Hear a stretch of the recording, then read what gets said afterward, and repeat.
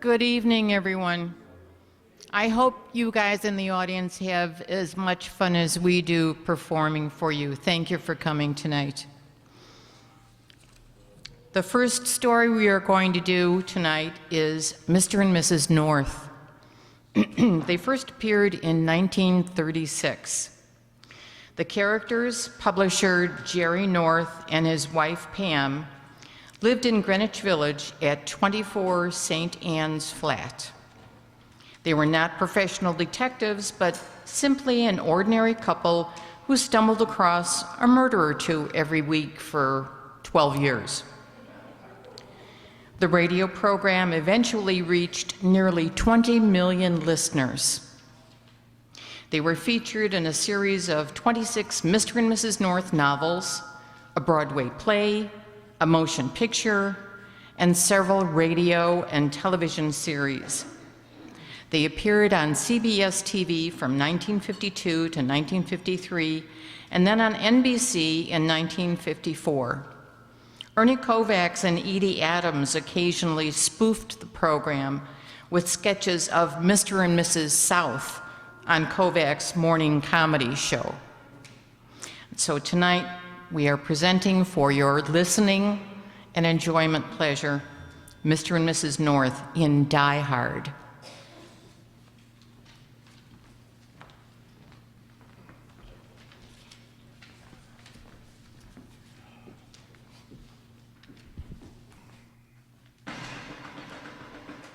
Bertie! Bertie, it's Pam! Darling, she isn't here. Oh, Jerry, she is. I know that she'll be here. Oh, something's happened to her. I know. Mr. and Mrs. North, starring Richard Denning and Barbara Britton. Listen as Pam and Jerry solve the mystery, Die Hard.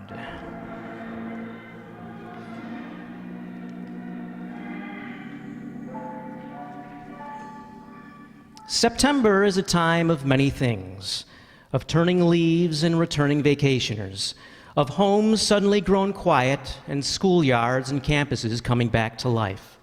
And September is a nostalgic time, a time just made for a person like Pam North to revisit a place like Colfax College. Jerry? Listen, the chapel bells.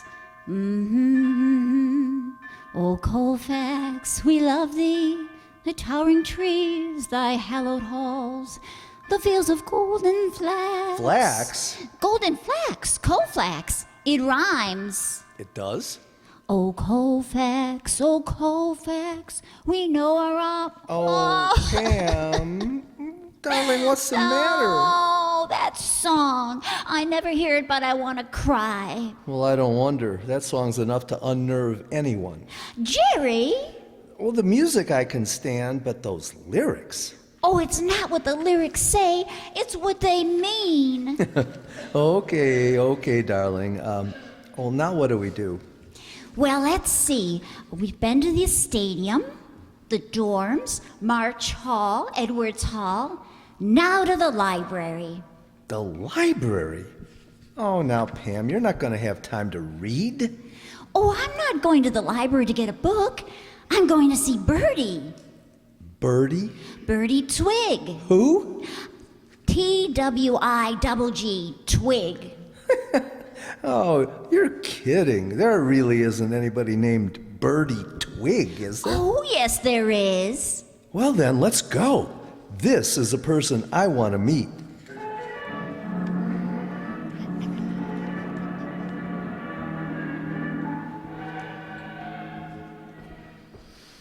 No, Nancy, no, dear. I'm sorry.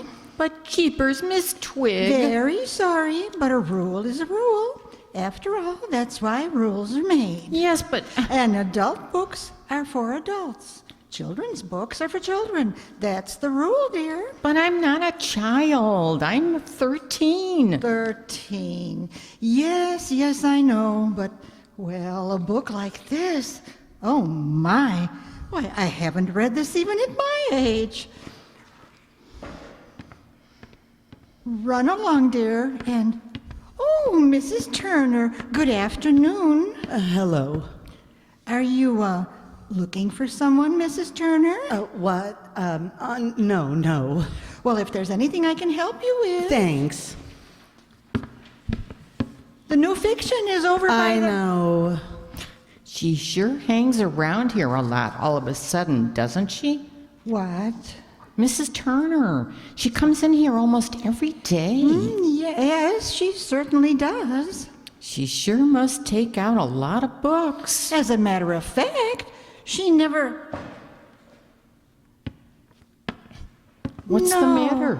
No, it can't be. Miss Twig, what's the matter? But it is. It is. Pamela? Hi, Bertie. I can't believe it. I just can't believe it. Pamela Saunders. Not Saunders anymore, Bertie. North. North? North? Yes, of course, North. And this is your husband? Jerry, this is Bertie Twig. How do you do, Miss Twig? What a wonderful, wonderful surprise. Well, I guess I better go now, Miss Twig. Put that book back, dear. Okay. Now, you two come right into my office where we can have a nice long chat. I want to hear all about, oh, wait. Here's someone you must meet. Oh, a professor. What? Yes, Miss Birdie. Professor, I want you to meet Mr. and Mrs. North. Pamela, Jerry, this is Professor Markham. How do you do? how do you do? Nice to meet you. Pamela's a graduate of Colfax, Professor. How nice. Of course, that was before your time. Oh, my goodness, Bertie, you make me sound ancient. Oh, no, dear. I didn't mean that. My goodness, no. It's just that Professor Markham is one of our newest, and I might add, most brilliant young professors. Are you looking for someone, Professor? No. Well, I'm happy to have met you, Mr. and Mrs. North. I'll go back to the stacks and browse around.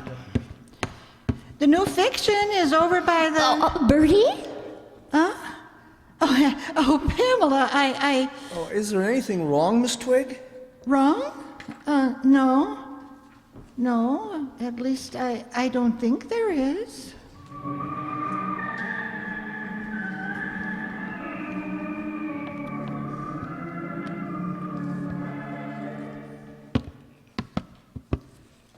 You're a little late, aren't you, Paul? Well, you said 3 o'clock. I'm talking about last night. Why didn't you meet me? We can't talk here. Where were you, Paul? We can't talk here, Mildred. Then let's go somewhere where we can. Well, I have to be back on the campus in a few minutes. Quit stalling. Keep your voice down. I'm not going to go on like this. Now, Mildred, please. I'm going to tell Cliff about us. No. Mildred, listen. Something's come up that it makes it absolutely imperative that no one find out about us, at least temporarily. What's the excuse this time? Well, I had dinner last night with Peter Carlisle. He's chairman of the board of trustees for the college. Well, Well, that's why I couldn't meet you. go on.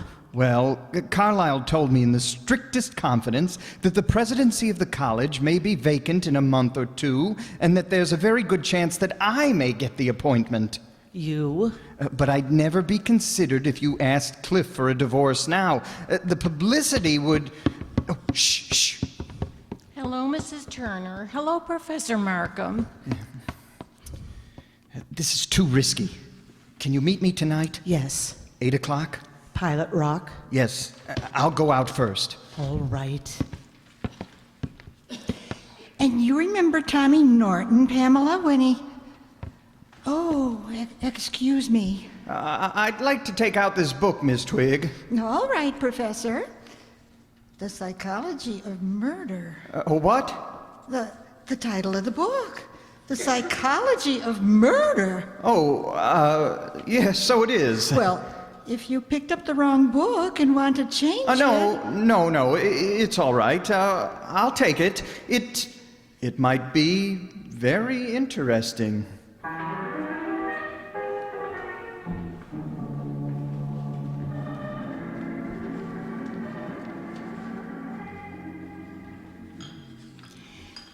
Do you really like Birdie, Jerry? Oh, yeah, she's a bit fluttery, but nice. What's the matter? Oh, this food. Oh, it isn't very good, is it? No, there must be a better restaurant in town than this. Oh, there are several. Well, why did you want to come here? Well, I just wanted to see the place again. Well, when I was in school, it used to be called the Icebox. It was just a soda parlor then. It didn't have a cook. It still doesn't. Look, Pam. Will there be anything else? No, thank you. Just a check. Yes, sir. Come on, finish your coffee, Pam, and let's go. Anybody out front? Couple number 2, just leaving. Slow tonight. Yeah. I'm gonna go home, Cliff. Going home? What are you talking about? It's only 7:30. We won't be very busy tonight. You can handle the front door. Please, Cliff, I've got a nasty headache. You're lying. You don't have a headache any more than I do. And you're not going home. What is the matter with you? I'm sick of this. That's what's the matter. Sick of what? Who are you meeting? What? You heard me. Oh, for crying out loud. Stop lying. Stop yelling. Those people out in front can hear you. Let them answer me. Let go. Who have you been meeting? Who is he? No one. Now let go of me. Let go. Hey, you come back here. Mildred. I'm leaving. I'm through. I'll find you. I'll find you. You're here. And when I do, I'll kill you. I'll kill you. Oh, gosh, Jerry. Come on, Pam. Let's just leave some money and get out of here.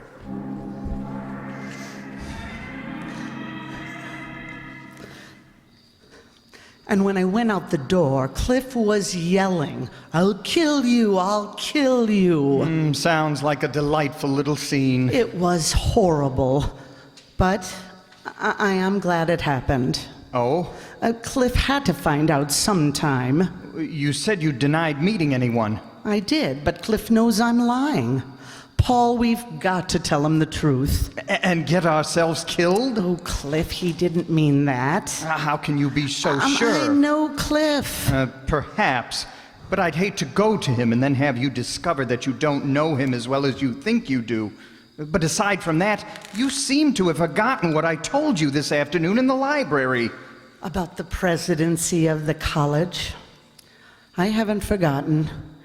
In fact, I've given it a lot of thought. Good. You haven't heard what I've been thinking. Well, then maybe you'd better tell me right now.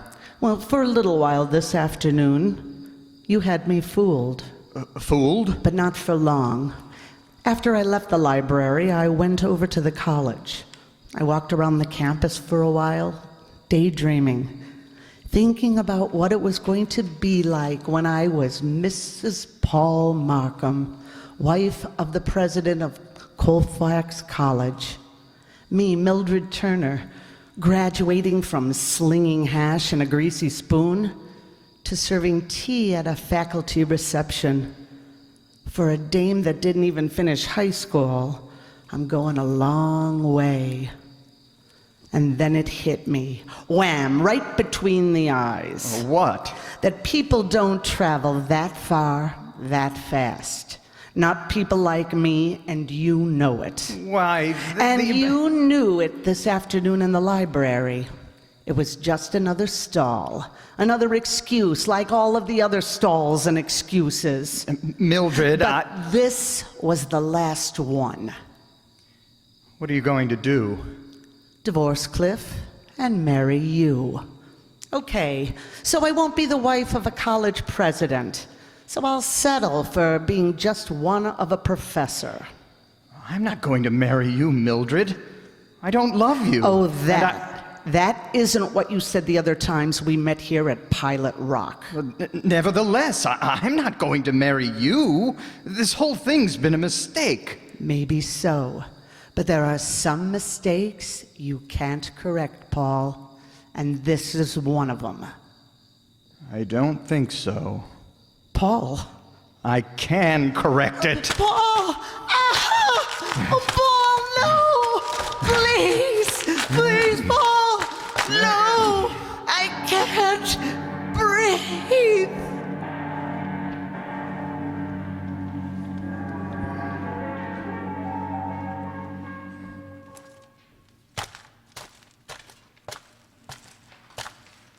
Oh, here we are. Oh, golly, I'd almost forgotten how beautiful it is up here. Oh, I've got to sit down, Pam. Oh, doesn't Pilot Rock have a lovely view? Yeah, so do picture postcards. And you can get them at the drugstore. Oh, you. Complain, complain, complain. I warned you when we planned this weekend that I was going to do all the things I did when I was in college. Well, you certainly are. Thank heavens you weren't on the football team. Oh, come on, you old grouch. Where now? Down the road. Road? How did anyone get a road up here? With parachutes? Well, it's not very steep on the other side. Oh. Pam? Yes? Pam, dear, if... well, no, I won't ask that question. What question? Well, why, if there's a road, didn't we drive up instead of climb? Oh, oh, see? Here's the road. Mm-hmm, and a very good road. Uh-huh. Jerry, what's that? Down there in the grass. Where? Well, there. It looks like a book. Well, let's see. Oh, that's what it is. Yeah, The Psychology of Murder.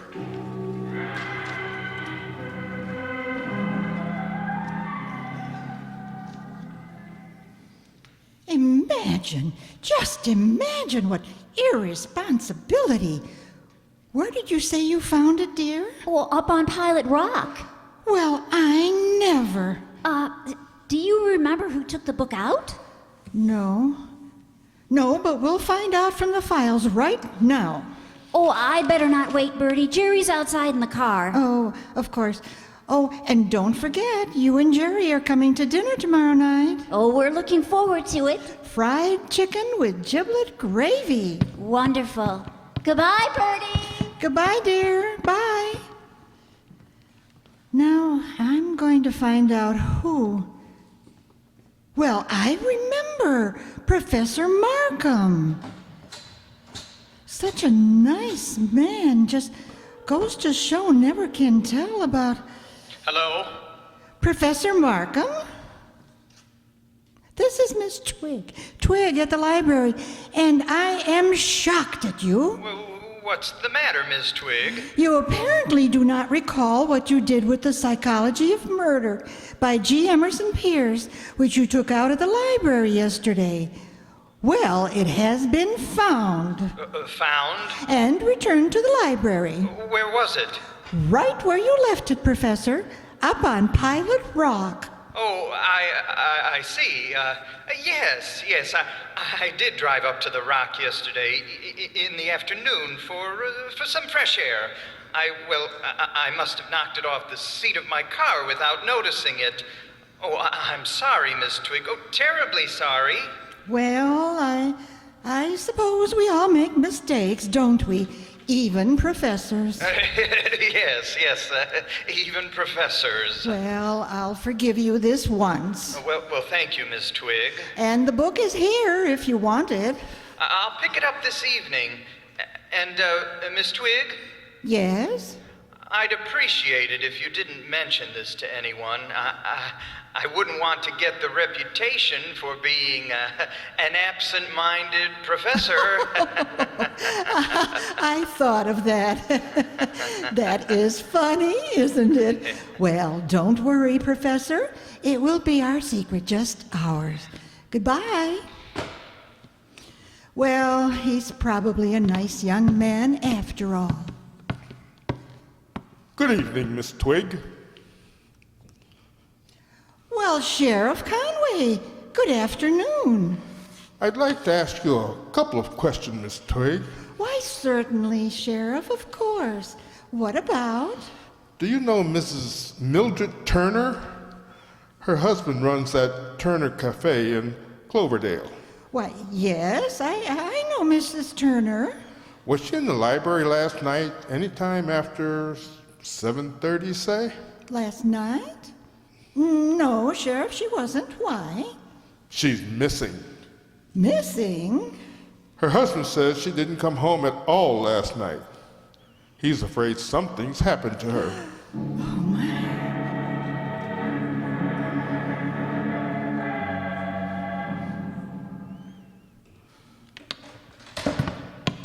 Oh, hi, Sheriff.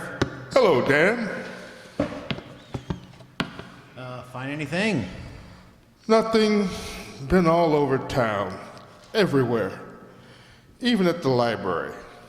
No one saw her. Mr. Turner go home? A few minutes ago, but there's a Mr. and Mrs. North waiting for you in your office. What do they want? Didn't say. Well, you'd better go out and have your dinner, Dan. Okay. You folks want to see me? Sheriff Conway? Yes. We're Mr. and Mrs. North. We heard over at the hotel that Mrs. Turner, the wife of the man who owns the Turner Cafe, is missing. Do you know anything about Mrs. Turner? Well, nothing that you may not already know, but we thought we better tell you anyway.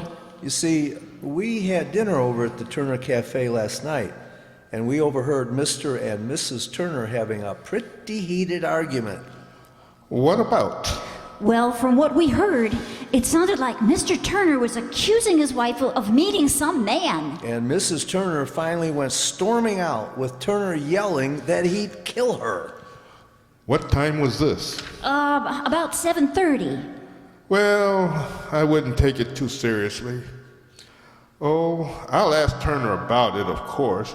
But now that I know about this fight, I figure Miss Turner just went off somewhere in a huff.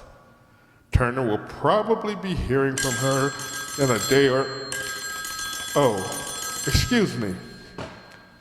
Conway speaking. Yes, Bill? What? Where? Yeah? Yeah? Okay. I'm on my way. Well, it looks like I was wrong. Wrong? About what? About not taking Mr. Turner's threat seriously. She's dead. Murdered? Yeah. Bill Bates found her body lying in the underbrush up on Pilot Rock. She was strangled to death.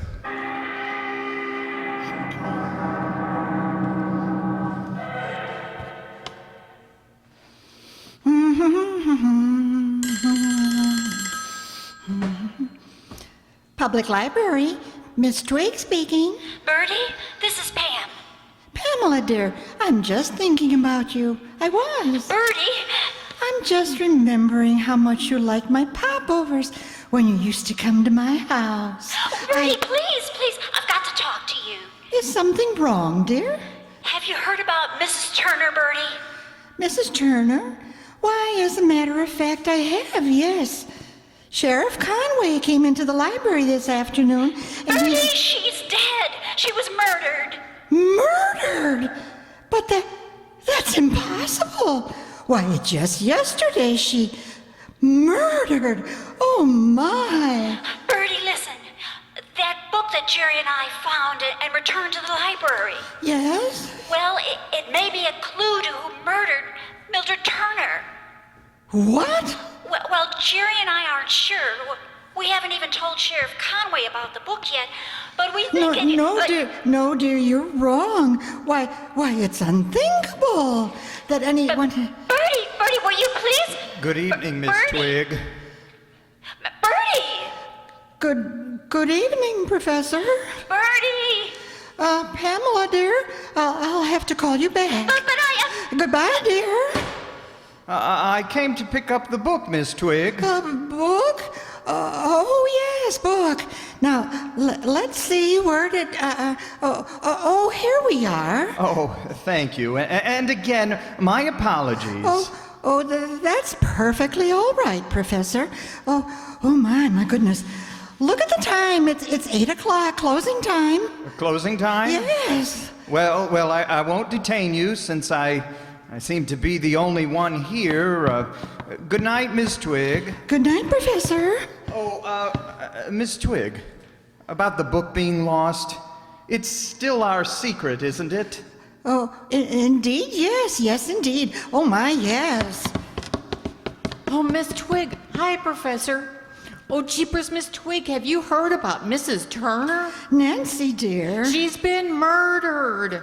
Honest, she got strangled to death. Strangled. They just found her just a little while ago up on Pilot Rock. Nancy. She was under some bushes, absolutely dead, with her eyes wide open. And Nancy. Mr. Turner's been arrested. And oh, isn't it exciting? Jeepers, I'd better go home and tell Mom and Dad before somebody else does. Bye, Miss Twig. Nancy. Bye, Professor. You know, don't you? No? The book and Mrs. Turner. Both found on Pilot Rock. That's why you're so nervous. I don't know what you're... Give me your keys. What are you going to do? I'm going to close up for you. Give them to me. Thank you. Now don't touch that phone. But... Let it ring.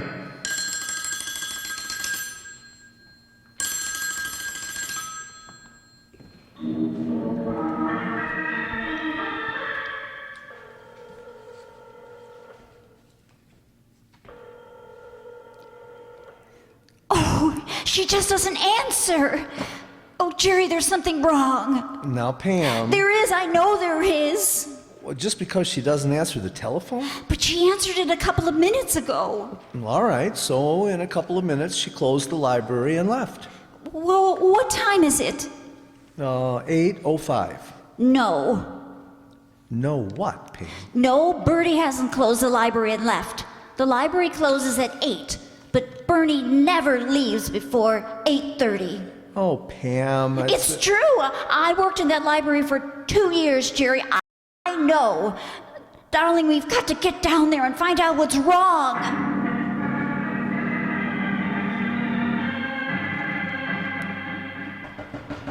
Bertie, it's Pam. Darling, she isn't here. Bertie. Well, you can see for yourself that the place is pitch dark. Oh, come on. Where are you going? Well, there's a side door hardly anyone knows about, and I want to see if it's unlocked. Pam, if the front door is locked, then the side door will be locked. Oh, here. All right, try it. You'll see for yourself that it's unlocked. Oh, come on. It's dark in here. Well, all the light switches are over by the main entrance. Oh, Pam, what would Bertie Twig be doing sitting around here in the dark? Oh, Jerry, believe me, there's something wrong. Bertie would never have gone off and left the side door unlocked. Why, Bertie is the most... Jerry, look! Where? Over there on the floor. Holy... Bertie! Oh, Bertie! Well, I'll get the lights. Jerry, Jerry! Careful. It came from over there. There's somebody back in the stacks. I'm going to take a look. You telephone the sheriff. Oh, I want to go with you. No, Pam. Telephone the sheriff. All right, but be careful, darling. Yeah.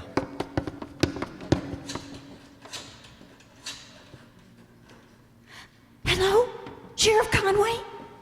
Sheriff, this is Mrs. North. I'm calling from Jerry! Jerry! Oh, I'm all right, Pam. Oh, what happened? Somebody jumped me.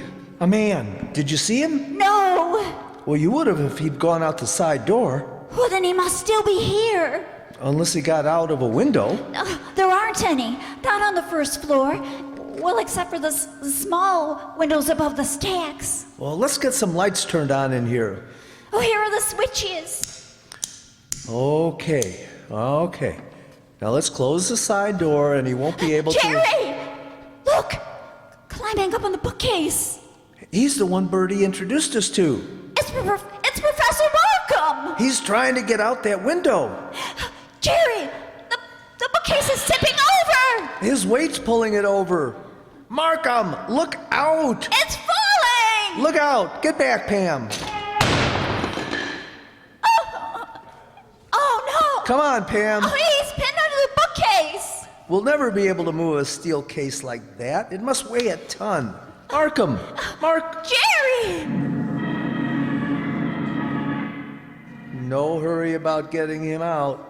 He's dead. Oh. Oh, what was that? Oh, I don't know. It sounded like. Oh, Bertie!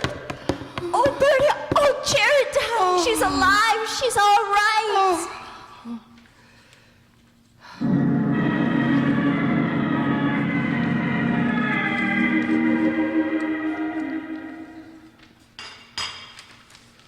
And he was choking me, and then I heard you, Pamela. Oh, have some dumplings, dear. Pounding on the door and calling my name. More chicken, Jerry? And then, oh my, I just can't remember a thing. Well, you fainted. Exactly. That's exactly what I did. Potatoes, anyone? Well, and Markham must have thought you were dead. Oh, that man. That horrible, horrible, horrible man. Do you know what he was going to do? He told me himself. What? Pass that gravy over to Jerry, dear. That book you found up on Pilot Rock? Yeah, what about it? Well, after he killed me, he was going to take the book and destroy the record of it in my files. Oh, so it could never be traced back to him. Exactly, dear, exactly. Oh, do have another pop over, Jerry. He was actually going to steal that book. Well, when he told me that, I saw right then and there what kind of a man he was.